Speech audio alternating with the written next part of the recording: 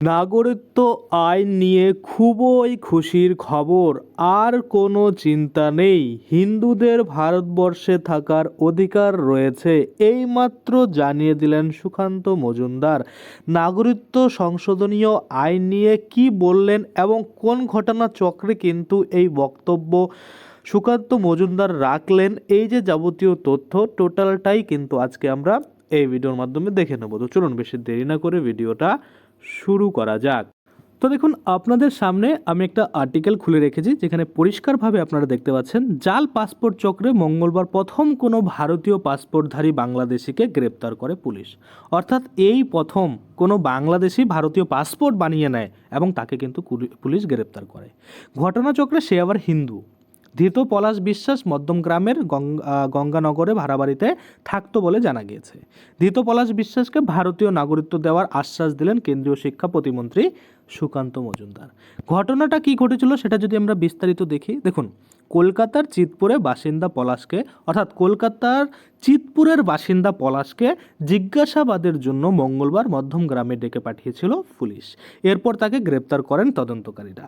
জাল পাসপোর্ট কাণ্ডেও এতদিন পাসপোর্ট তৈরির সঙ্গে যুক্ত বিভিন্ন ব্যক্তিকে গ্রেপ্তার করেছে তদন্তকারীরা। এই প্রথম কোনো জাল পাসপোর্টধারীকে গ্রেপ্তার করলো তারা। ধৃত যুবক বিভিন্নভাবে কিন্তু একাধিক ভুয়ো ভারতীয় নথি বানিয়েছে বলে অভিযোগ। তারপর সেই নথি ব্যবহার করে পাসপোর্ট বানায় সে।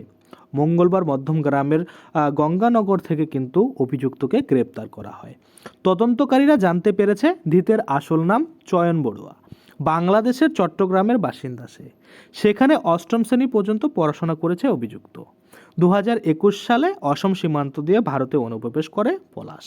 এরপর দেশের বিভিন্ন বড় শহরে বিভিন্ন কাজ করত সে।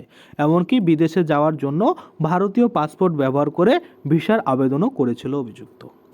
এবার যদি আমরা দেখি, পলাশ বিশ্বাসের গ্রেপ্তারি নিয়ে রাজ্য বিজেপি সভাপতি সুকান্ত মজুমদার বলেন, বাংলাদেশ থেকে কোনো হিন্দু ধর্মীয় অত্যাচারের শিকার হয়ে এপারে এলে তার ভারতবর্ষে থাকার অধিকার রয়েছে।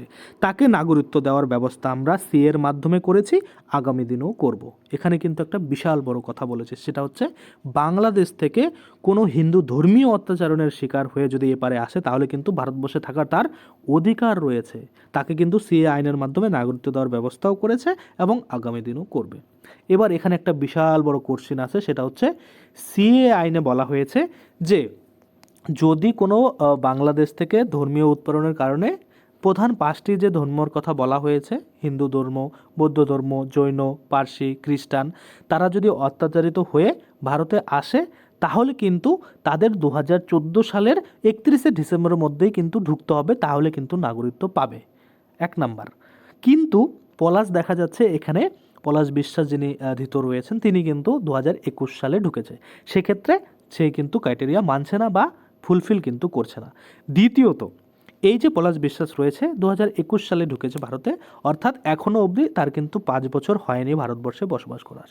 আর সিএ আইনের মাধ্যমে কিন্তু বলা হয়েছে কমপক্ষে 5 বছর কিন্তু বসবাস করতে হবে বাংলাদেশ থেকে যখন ধর্মীয় অত্যাচারের কারণে যে কোনো হিন্দু চলে আসবে ভারতে। তো দুটোর মধ্যে একটা কারণও কিন্তু একটাও কিন্তু নিয়ম মানছে না এই পলাশ বিশ্বাস। সেক্ষেত্রেও তাকে ভারতবর্ষে থাকার অনুমতি বা তাকে সিএর মাধ্যমে নাগরিকত্ব দেওয়ার কাজ বললেন বা আশ্বাস দিলেন, সেটাই হচ্ছে দেখার বিষয় যে পরবর্তীতে তাহলে নিঃশর্তভাবে নাগরিকত্ব দেওয়া হবে, অর্থাৎ কোনো শর্ত কিন্তু থাকবে না।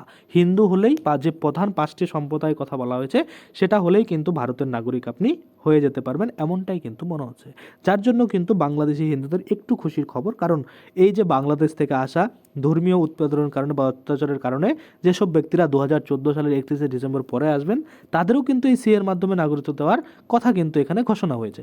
কিন্তু সিএ আইনের মাধ্যমে কিন্তু আলাদা বলা হয়েছে, অর্থাৎ সিএ আইনের মাধ্যমে 2014 সালের 31শে ডিসেম্বরের মধ্যে ঢুকতে হবে, কিন্তু এখানে দেখা যাচ্ছে 2021 সালে ঢুকেও কিন্তু নাগরিকত্ব পেয়ে যাচ্ছে। সেক্ষেত্রে আপনারা বলতেই পারেন যে নিঃশর্তভাবে নাগরিকত্ব দেওয়ার কিন্তু একটা সম্ভাবনা রয়েছে। যখন এই বিষয়ে কোনো বিস্তারিত কোনো আর্টিকেল পোস্ট হবে বা কোনো অফিসিয়াল নোটিফিকেশন বেরোবে, তখন তো আমি আপনাদের জন্য ভিডিও বানিয়ে দেবো। তো এই ভিডিও সম্পর্কে আপনার বা এই যে বক্তব্য রাখলেন বিজেপি সভাপতি সুকান্ত মজুমদার, তার যে বক্তব্য, এটা আপনি কতটা যথাযথ মনে করছেন সেটা অবশ্যই কমেন্টে কিন্তু জানাবেন। তো আজকের জন্য ভিডিওটা এখানে শেষ করব। ধন্যবাদ।